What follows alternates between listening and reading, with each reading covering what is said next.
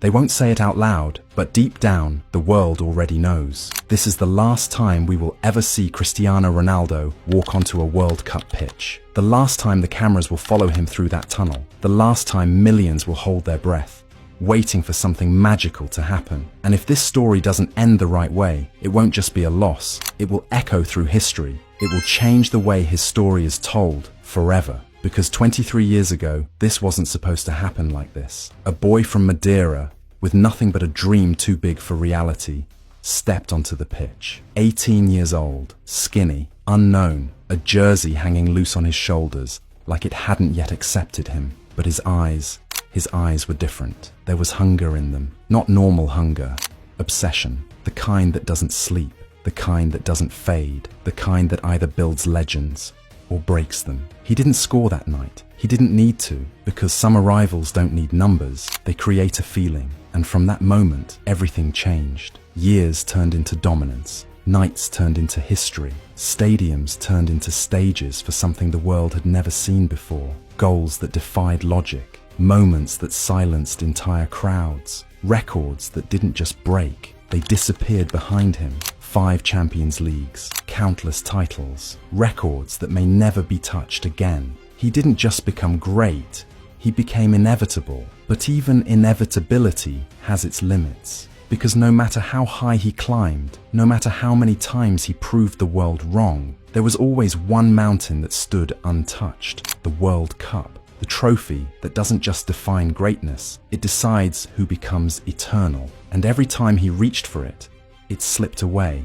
sometimes too early, sometimes too painfully, sometimes in silence, sometimes in tears. And maybe that's what makes this story different, because this isn't just about winning anymore. This is about time. Cristiano Ronaldo is 41 years old, 41, an age where legends are remembered, not written, an age where players watch from the sidelines, not lead the charge, an age where the body whispers enough, but his mind still screams more. And somehow, impossibly, he's still here, still running, still fighting, still chasing something that has haunted him for over 2 decades. But here's where the story takes a turn no one expected. For the first time in his entire career, he is not alone. For years, Portugal wasn't a team. It was a mission, and Ronaldo carried it like a man carrying a nation on his back. Every expectation, every hope, every dream rested on him. If Portugal rose, it was because of him. If they fell, it was because he couldn't do the impossible again. But now, the weight has shifted. This Portugal team is different. This isn't hope anymore. This isn't maybe. This is power, precision, purpose. In midfield, there are players who don't just touch the ball, they control time itself. They slow the game when chaos rises and accelerate it when opportunity appears. They see passes before defenders even realize danger exists. On the wings, there is fire, pure, explosive speed. Players who don't ask for space, they take it. Who don't wait for chances, they create them. They stretch defenses until they break, and when they do, they deliver. And waiting in the box is Ronaldo.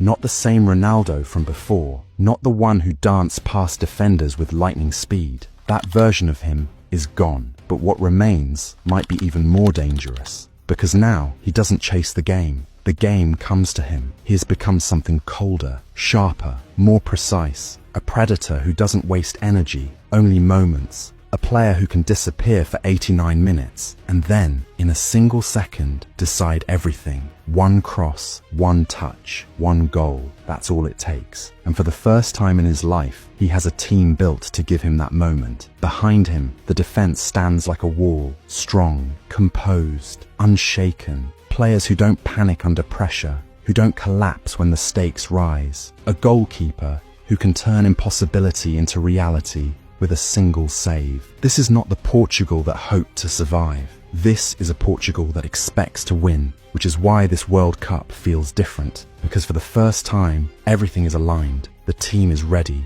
The stage is set. The story is waiting. And at the center of it all stands a man who has spent 23 years chasing one final piece of destiny. So what happens if he finally reaches it? What happens if the boy from Madeira, the kid who started with nothing but a dream, lifts the World Cup? It wouldn't just be victory, it would be poetry, it would be history, completing itself. It would be the kind of ending that feels written by something greater than sport. But football can be cruel, because there's another ending. One where the final whistle blows and the dream is still out of reach. One where the stadium fades into silence. One where the greatest chases the greatest prize and comes up just short. No trophy, no fairy tale, just the weight of what if forever. And maybe that's what makes this so powerful, because this isn't just about a tournament. This is about legacy. This is about time catching up to greatness. This is about one last dance, where every touch, every run,